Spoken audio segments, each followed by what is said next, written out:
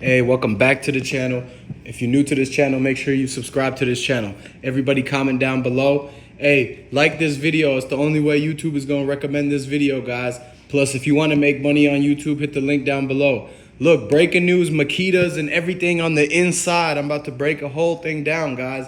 They opened it up. The feds came back and they're looking, the marshals, because that's what the people who was there the first time to basically look at the whole Dolph situation, guys.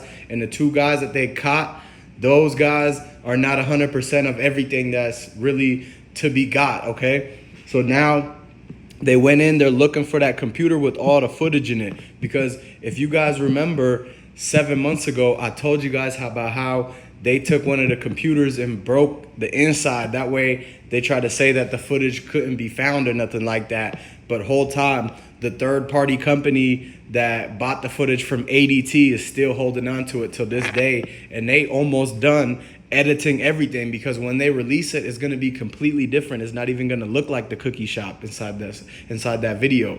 So the feds went into the cookie store and they opened it up and onboarded everything, guys. They had padlocks on it. They had to take out the bolt breakers and literally sawzall everything off. Like, there were chains on the doors, the spider webs, and a lot of spray paint and a lot of the stuff from the memorial. But you guys remember the dude who was taking care of the memorial, he seen a little opening where he peeped through the window and saw everything on the inside of the splattered and the back office that looked like it had a fight break out in it or something like that. And they had rope right there next to an office chair, and it looked like somebody's hands was tied on the armrest on the office chair. And this is everything really what led to the dude who was in charge of the whole memorial. That's why the people came and actually targeted him and sent him up, is because he knew exactly what was inside the store. Anytime you guys have a scene and it's supposed to be like a mystery, right? And the bad guys are trying to sweep everything under the rug and make sure nobody pays no attention to this building that had a whole struggle inside of it, and a whole dude is gone now because of what they did inside that store, guys. So what y'all got to understand is the fact that when he seen that it was somebody that got tied up in there, that's when they came and actually did a hit on the memorial guy, and he got sent up. Then they came back and sent a different cleaning crew to board up the windows.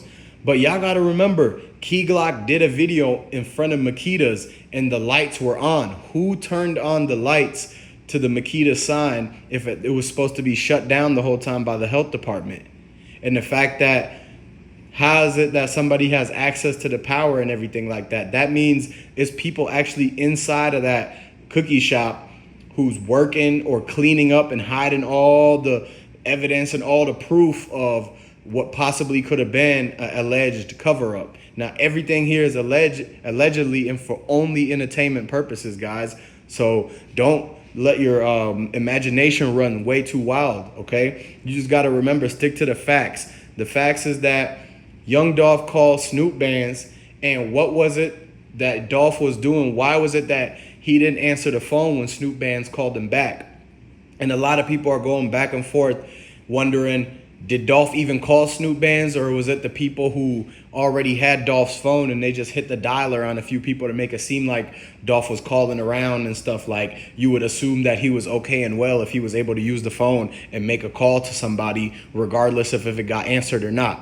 So that's one way to look at it, okay?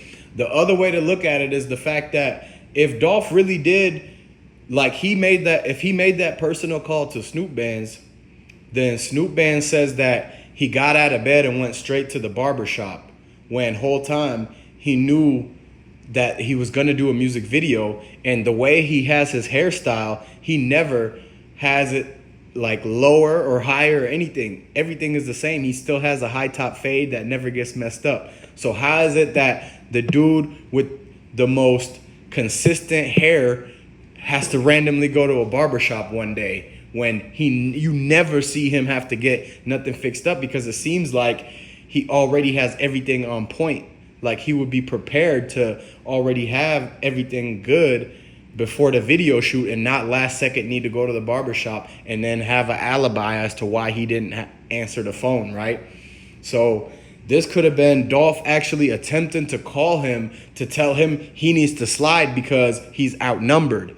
Y'all got to understand, it might, at that moment that he called, it might not have been a full-fledged fight inside that store yet, but Dolph could have been quickly realizing that he's outnumbered and that they already locked the front door.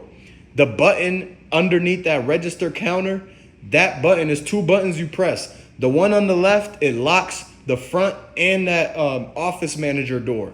It locks it up completely. That way nobody can get in and out of that front lobby. You can't even go into the kitchen unless you jump over the hole in the wall through that window. And the way that they got the glass on that now, it's like you will be able to see through the manager's office who's inside that lobby and who's waiting. And so if Dolph was actually coming in, right, to do a normal visit and everything was cool, right, then why wouldn't people come out of that back office to greet him and say hi to him? Why is it that when he walked in, they immediately locked the doors and the lady from the register, she ran to the back, just like Raven's brother said.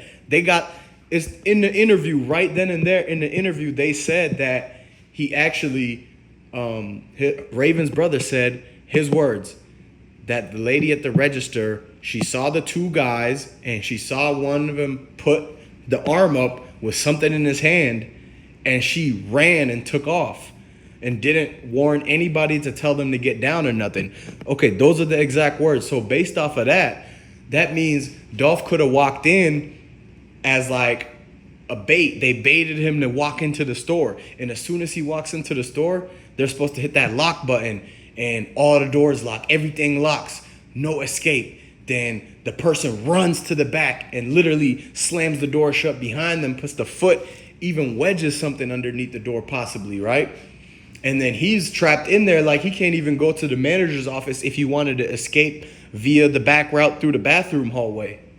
And so that's when I think they had him in that moment. That's when he had to call Snoop Bands and tell him, hey, you need to come over here and pull up by that big window. And so at that moment it's too late because the bait worked. You know how anytime you're fishing and they bite the hook, it's too late, basically. They reel it in time. And so that's exactly what happened. They baited him into walking into the store.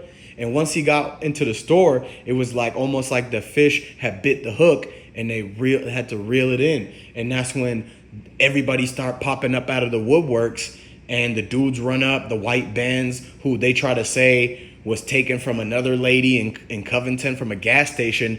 And when I said that that was a lie, that was false 6 months ago, they're just now coming out and agreeing with me. And so now that it's on the news saying that that white Benz was not the Covington shooting, so it's not the one that got taken from a gas station from a lady. That white Benz is actually owned by Black Youngster, who he then sold it to his girlfriend, who at the time he was dating. But then after everything, they still use that car to run across the country, guys. They're working it. That's how they hit the road, guys. They hit the road with the bulls in that. And so what y'all got to understand is that it's all coming together now, and everybody's jumping back and looking into this because it's getting closer and closer to get justice for Dolph, guys. And so look, I know a lot of you guys are young Dolph fans out there, so comment down below and like this video and make sure you hit that link if you want to learn how to make money on YouTube, guys. I'll catch you on the next video.